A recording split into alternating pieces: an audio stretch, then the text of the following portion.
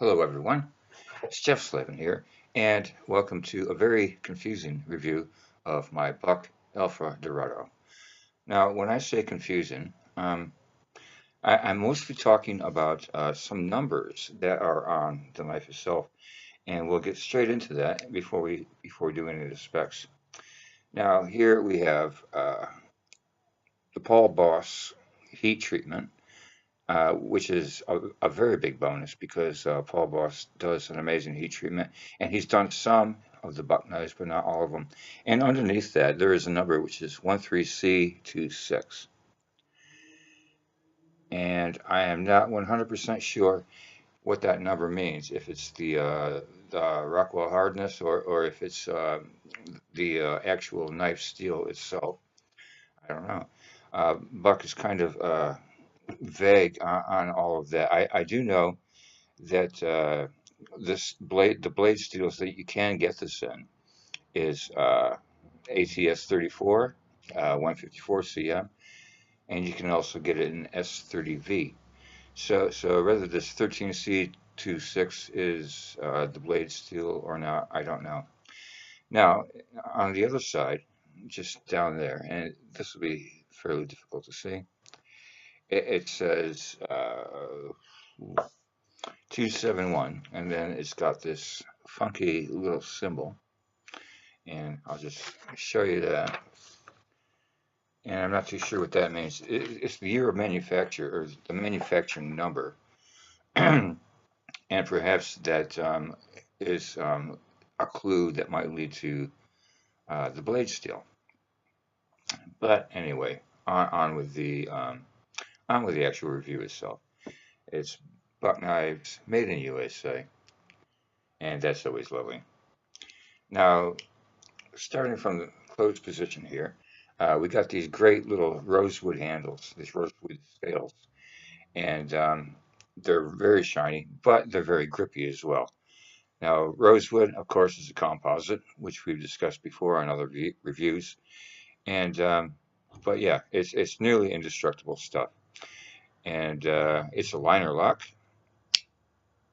and there's the liner lock right there, and it has never failed on me. It's really nice. And as you can see, it's a free flow design. Uh, Goes straight through, and that's to cut down on weight. And we'll get into that in the specs very shortly. Now, it's got two thumb studs, one on either side, so right-handers and left-handers can actually use this um, quite nicely. It's got some jimping up here, which is not at all aggressive, and some more jimping down here, which again is not at all aggressive. Now, because this thing is originally built as a skinning knife, I imagine that's where the jimping comes in. So you can actually, and there's a little indent there, so you can actually put your finger there for skinning tasks, different skinning tasks. Now, the blade itself is is a hollow grind, as you can see there, and I guess that's really good for skinning. And there's a swedge on here, a double swedge, non-sharpened, on both sides, which comes down to a very fine tip. And yeah, ouch, really sharp. Okay, so let's get into some specs on it. Okay, the weight on it is 4.3 ounces, and it has a closed length of 4 inches. And there you go there. It has an open length of 6.5 inches. And the blade steel, as we know, is a bit of a mystery. And the blade length is 2.5 inches. And so, yeah, it's a really nice little knife, and it's got a little lanyard hole there. It's incredibly well built, a little bit heavy for its size, really. And it doesn't come with a pocket clip at all, which is mildly annoying. What it does come with is this sheath here. It's a belt sheath, and really nice leather, really nice little snap on it. You know, it says Buck USA on it.